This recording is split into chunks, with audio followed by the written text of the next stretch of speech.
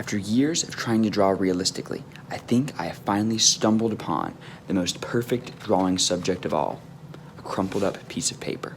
It's simple, yet complex. It has highlights and shadows. This is the perfect subject to train yourself to draw realistically.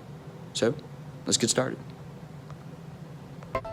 First, we'll need to crumple a piece of paper, but it needs to be crumpled just so.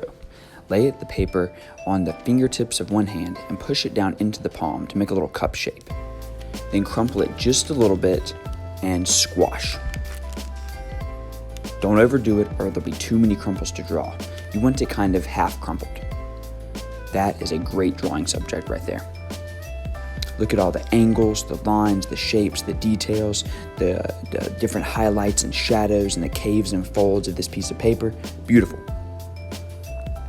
To draw it, we'll start with a blind contour. So get your sketchbook set up with your crumpled piece of paper in a good position right in front of your sketchbook. Then, lock eyes on your subject. Remember, a blind contour, you look at your subject, you let your eyes follow every single line and curve, and as your eyes follow all of that, your pencil draws it. But you never lift your pencil, and you never look down at your page. This style of drawing will activate your visual brain.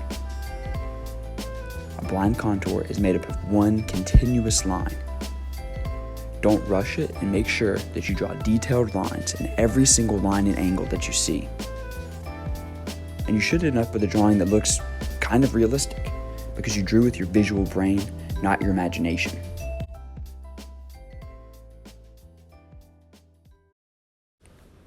Once you've warmed up with the blind contour, you're ready to do a realistic drawing. The realistic line drawing will be done a lot like a blind contour, except you can look down at your paper and erase and fix to be as accurate as possible. But you should still have your eyes on your subject 90% of the time. When you do a realistic drawing, allow your brain to go into flow state. Focus on your subject, don't look away from it, don't take any breaks, get hypnotized into that world of lines and angles, and before you know it, a realistic drawing will be appearing on your page.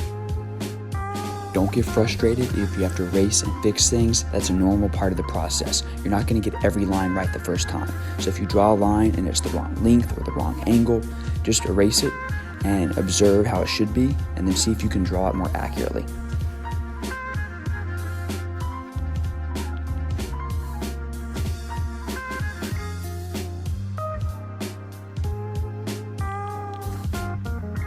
Once you've drawn all the lines in your drawing realistically, you're ready to draw the highlights and shadows. So start in the top left of your drawing and begin shading the shadows and fading to the highlights. Make sure that as you draw each section, you're asking yourself, how dark is this shadow? How does it fade? And what's the shape and angle of the shadow? Keep your shading smooth, neat, and faded, and soon you'll start to see a 3D crumpled piece of paper appearing on your page.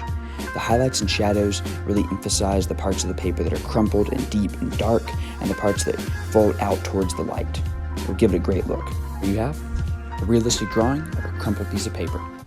Grab a piece of paper, crumple it up, and see if you can improve your realistic drawing skills. Let's go.